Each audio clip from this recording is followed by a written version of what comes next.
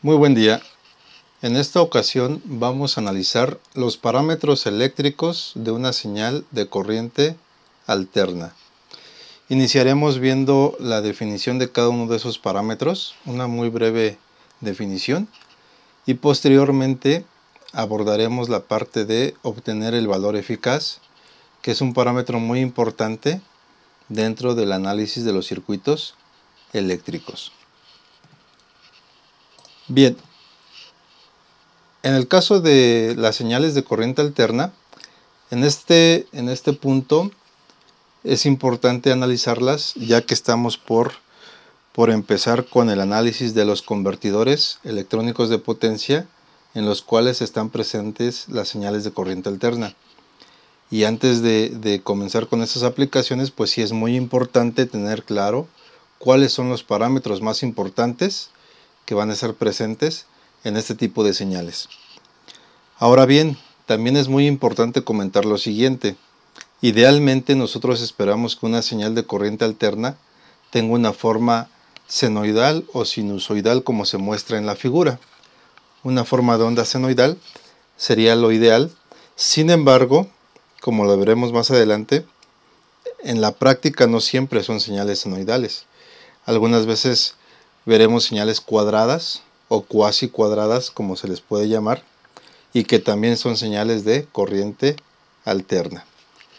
Bien, en este caso específico de una señal senoidal, hay parámetros que podemos medir.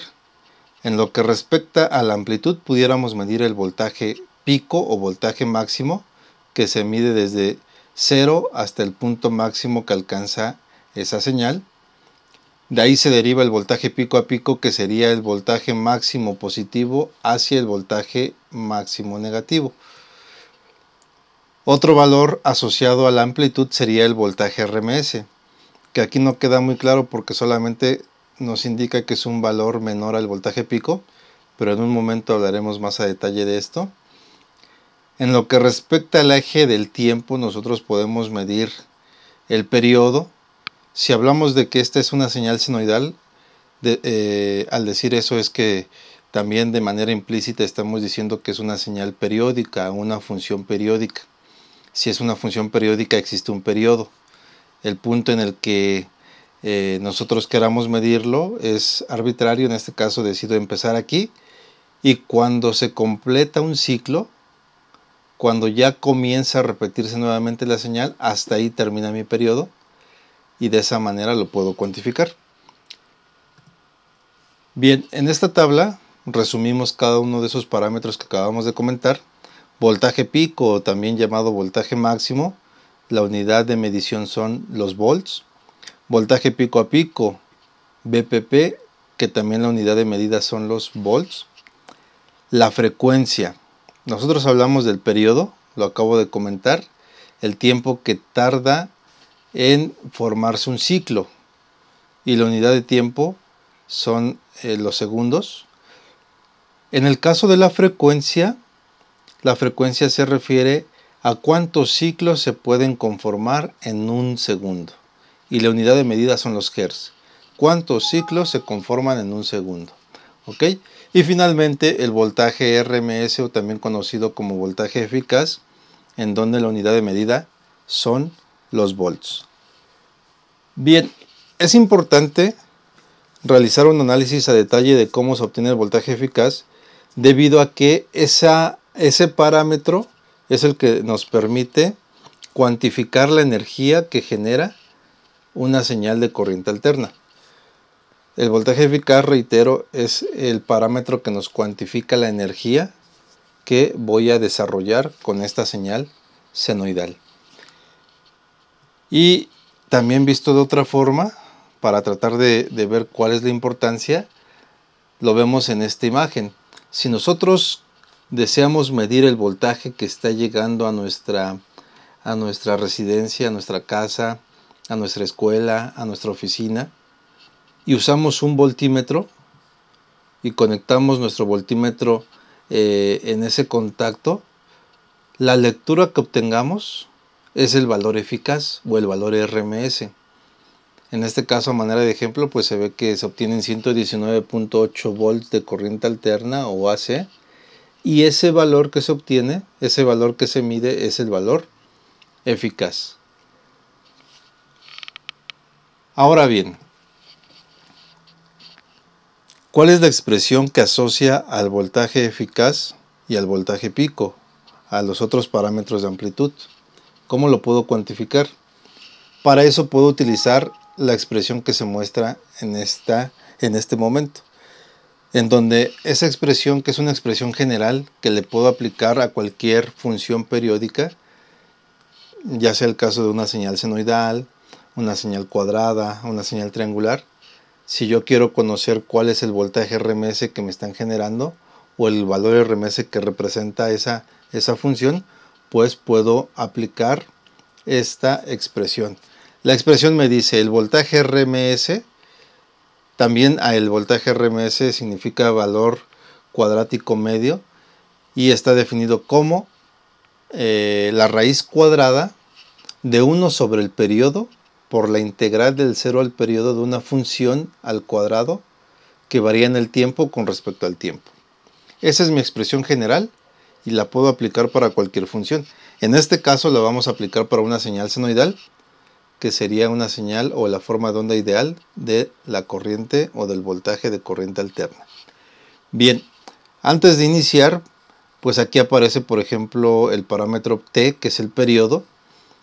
Si yo les pregunto a cuánto equivale un periodo de esta señal, nosotros sabemos que en el origen tenemos 0 y podemos analizarlo cómo se va conformando esa función viéndolo desde el punto de vista de grados. Aquí serían 180 grados y al concluir un periodo serían 360, o lo puedo ver en radianes, en donde aquí sería pi.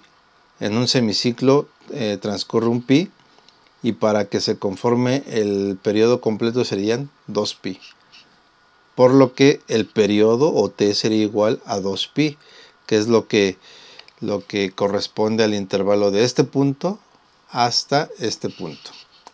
Bien, pues vamos a aplicar esta expresión y vamos a ir haciendo el desarrollo detenidamente.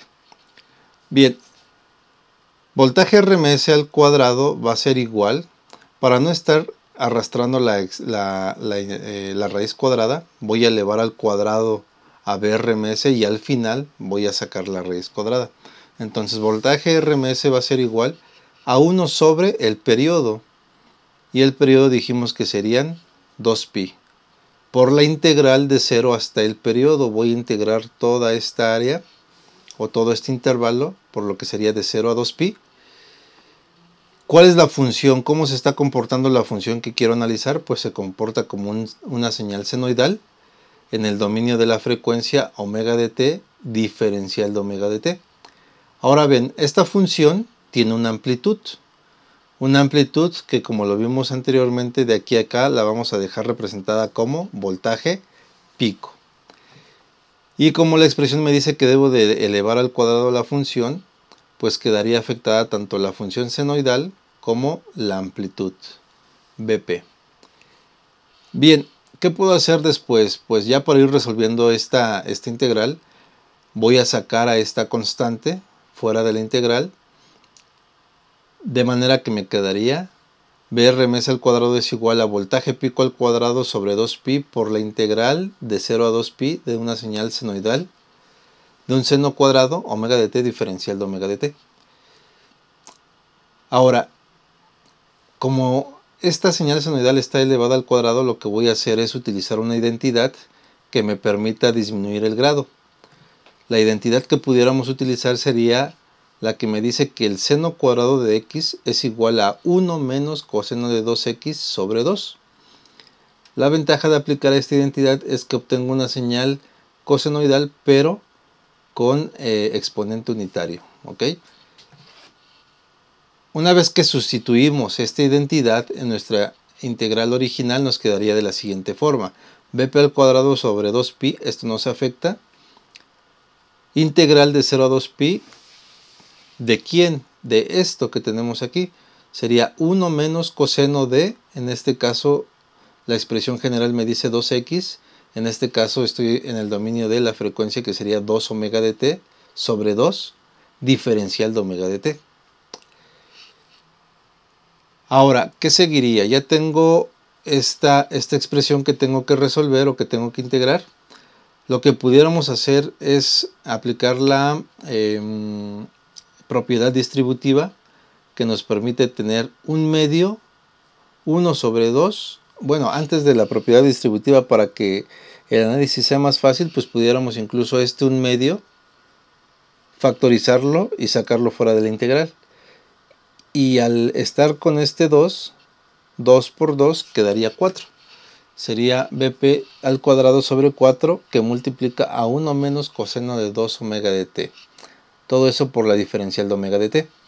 Ahora sí, aplicando la propiedad distributiva, pudiéramos tener que esta expresión quedaría como la suma de integrales, o en este caso la resta de integrales, de manera que quedaría la integral de 1 diferencial de omega de t menos la integral del coseno diferencial de omega de t, tal como se muestra en este momento.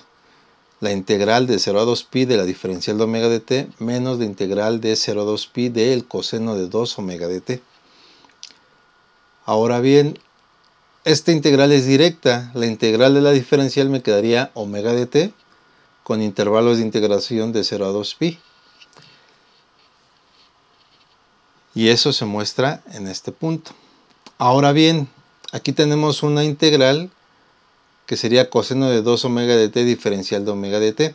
Aquí es necesario utilizar un cambio de variable, de manera que pudiéramos proponer lo siguiente.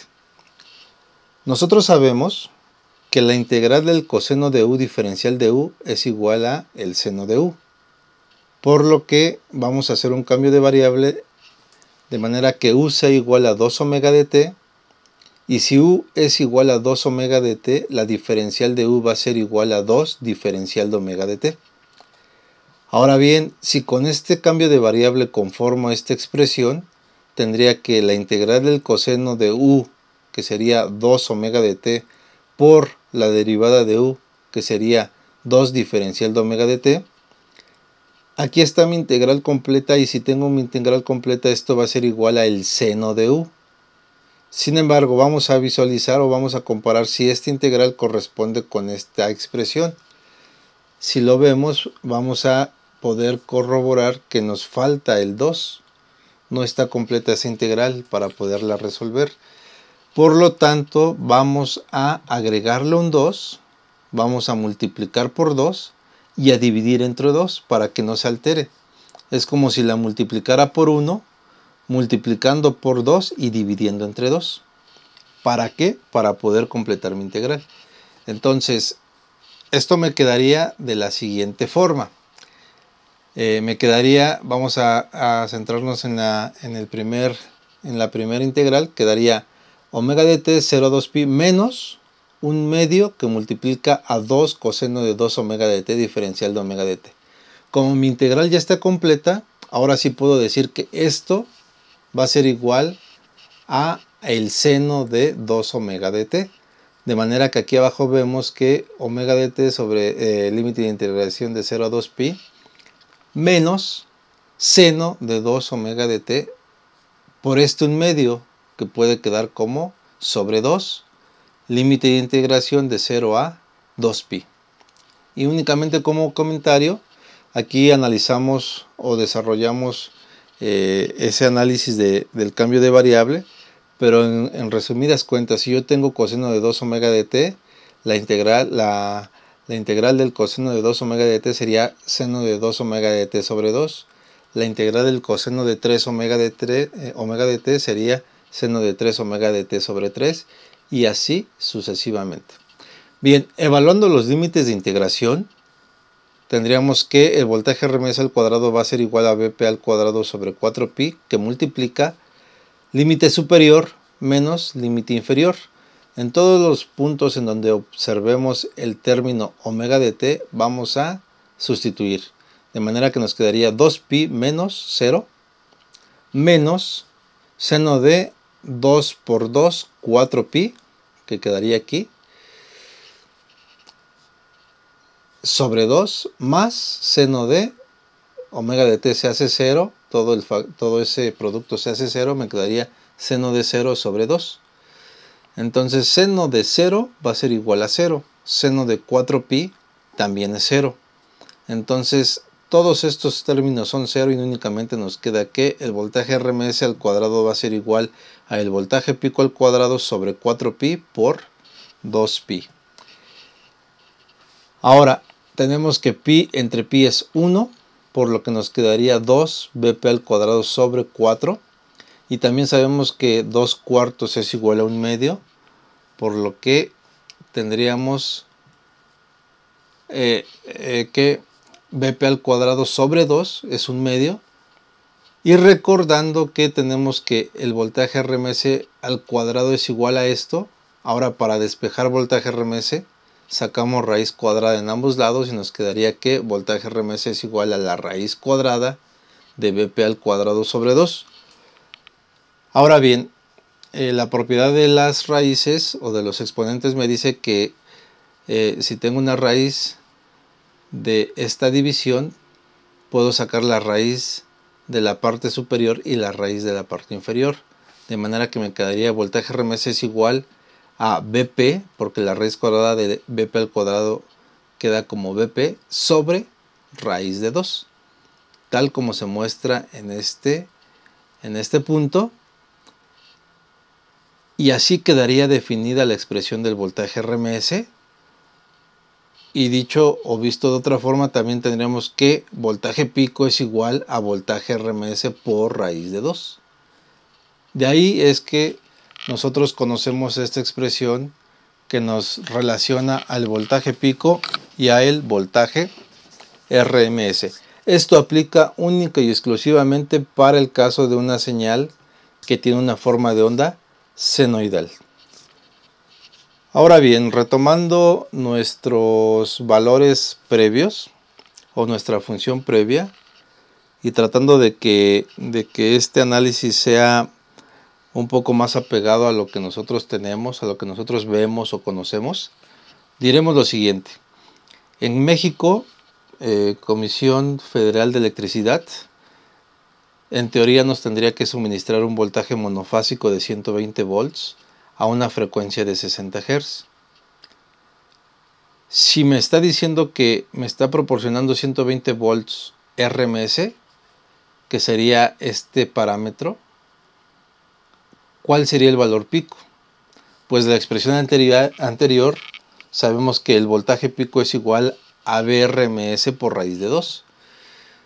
De manera que el valor resultante sería, en un momento lo vemos, 169.7 volts. Un voltaje mayor es el valor pico a partir de 120 volts voltaje RMS. Reitero, Comisión Federal nos proporciona 60 Hz. Si quiero saber a qué valor corresponde el periodo, nosotros sabemos que estos valores son inversamente proporcionales. Es decir, el periodo es igual a 1 sobre f, o lo que es lo mismo, frecuencia es igual a 1 sobre el periodo. Entonces, si yo ya conozco la frecuencia, al sacar el inverso sé que el periodo medido en tiempo, que corresponde al tiempo que tarda en ejecutarse o en conformarse un ciclo de la señal senoidal, tiene una duración de 16.66 milisegundos. Eso está en función de la frecuencia que tiene esa señal senoidal. En algunas otras partes de la República, bueno, más bien en algunos otros países se trabaja a 50 Hz. Entonces, si sacamos el inverso de 50 Hz, obtendríamos 20 milisegundos. El periodo es más grande. La frecuencia es más pequeña, pero el periodo es más grande. Solamente por comentarlo y para que tengamos más claro este análisis. Ahora, en lo que respecta al voltaje pico, como lo comenté hace un momento, sabemos que el voltaje pico o voltaje máximo es igual a voltaje RMS por raíz de 2. Si yo ya conozco el voltaje RMS, a partir de ese voltaje RMS sustituyo, multiplico por raíz de 2 y obtenemos 169.7 volts, que sería esta magnitud. Si quisiéramos conocer el voltaje pico a pico, pues sería el doble del voltaje pico, de manera que obtendríamos 339.41 volts. Bien, estas son las características o los parámetros más importantes de una señal de corriente alterna senoidal. Es importante tenerlos claros, es importante analizarlos con detenimiento como lo hicimos en este punto, y a partir de ahora en adelante pues ya únicamente comentaremos muy brevemente cada uno de ellos, ya lo daremos por hecho, ya en lo sucesivo aplicaremos muy comúnmente la expresión voltaje pico es igual a voltaje RMS por raíz de 2, pero ya sabemos de dónde se obtiene. Bien, hasta aquí terminamos y seguimos con los siguientes temas. Que tengan buen día.